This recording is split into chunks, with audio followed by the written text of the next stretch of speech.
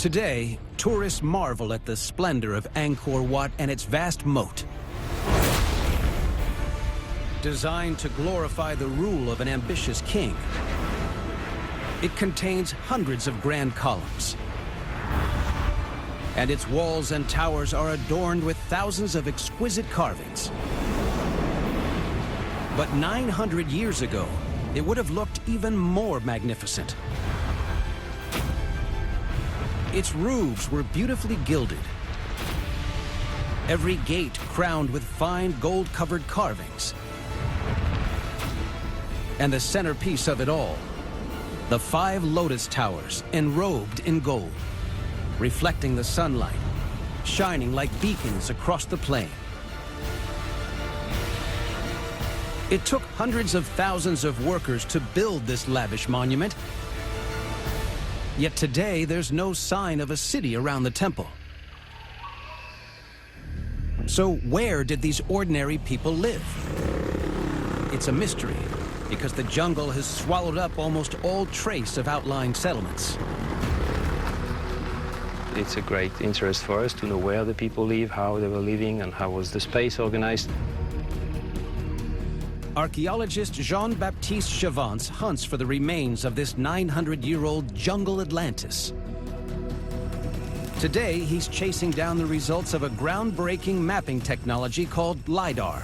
LiDAR is an airborne laser that is sending laser dots through the canopy. The laser beams scan the ground, covering every inch. It strips away all the trees and bushes to reveal the true landscape beneath the dense vegetation. Jean-Baptiste's investigations here reveal something astonishing. This is the Angkor Wat temple with the moats that were known before. The LiDAR gave us a new vision about the settlements around the temples.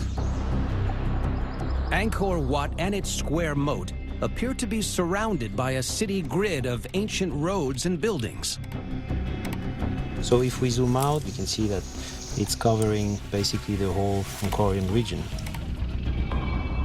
Today, Jean-Baptiste wants to check out some of the features picked up by the laser scanning, to see firsthand if they really are the remains of an ancient city. This is a process called ground truthing. GPS allows us to download the LiDAR data highlighted with what we think ancient mounds or ancient dikes are. We're able to spot exactly where we are and to see if those bumps and low points correspond to what we have on the ground. They follow the GPS signal, trekking deep into the jungle. Jean-Baptiste looks out for humps in the jungle floor.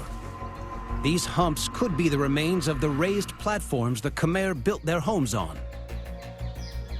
There's an earth dike here. You can see the bump. We can clearly see the lower part between the two higher parts. This is corresponding to the space between two earthen dikes.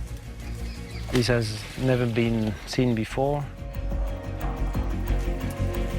The team takes a closer look, hunting for evidence that these humps were man-made.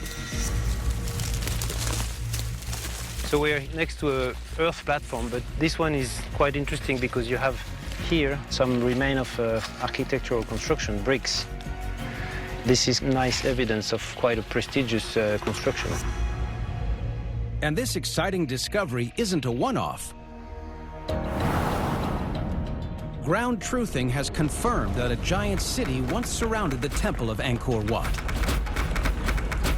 Houses filled the spaces within the Great Moat.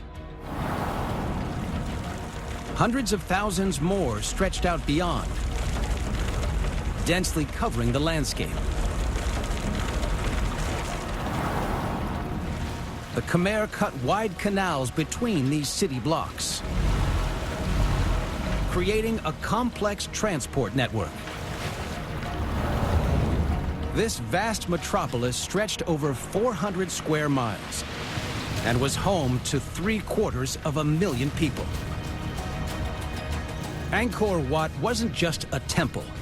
It was the center of a vast megacity,